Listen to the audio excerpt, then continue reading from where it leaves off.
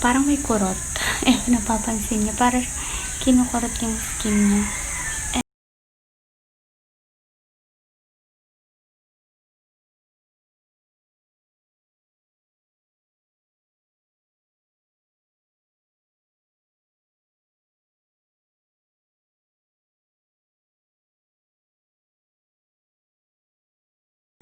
So, good morning. Filming this right after I woke up. So, I woke up like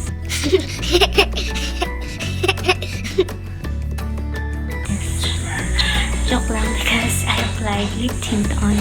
Well, anyway, in this video, I'll be showing you what I use before I sleep. And if I find some time using it, well, it's the face massager. You're familiar with it. So, face roll massager. It's from Dearderm. Alright, so can you see that?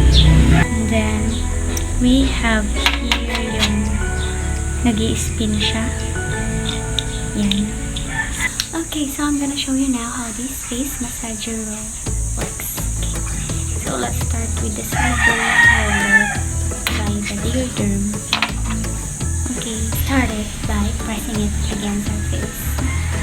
So, put a little pressure, then move it upwards. So we have to move it upwards. Have to be gentle.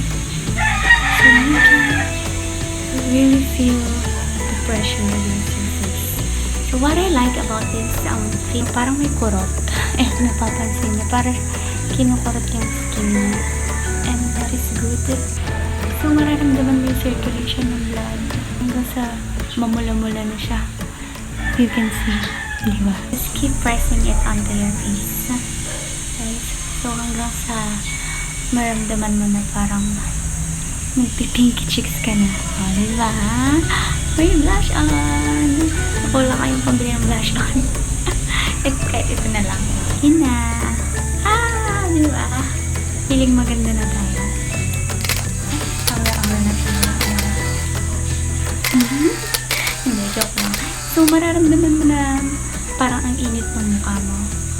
So, ako, after ma-experience ko yung heat, so, gumagamit ako nito, the Jade Roller. Nakikita nito sa FB. Laging nagpa-pop up to sa feed ko. Sa kapatid ko pala to. Tinry ko lang hiramin and I did try to differentiate and compare them. So, anong pinagkaiba nito dito? So, nga pala, nabili niya to sa Shopee for only 35 pesos. See? Very cheap compared to this one. Pero, ito, solid. So, gusto ko pa nito. So, ito naman. Parang, ang gusto ko lang naman dito is right after yung silver face massager from Dearderm.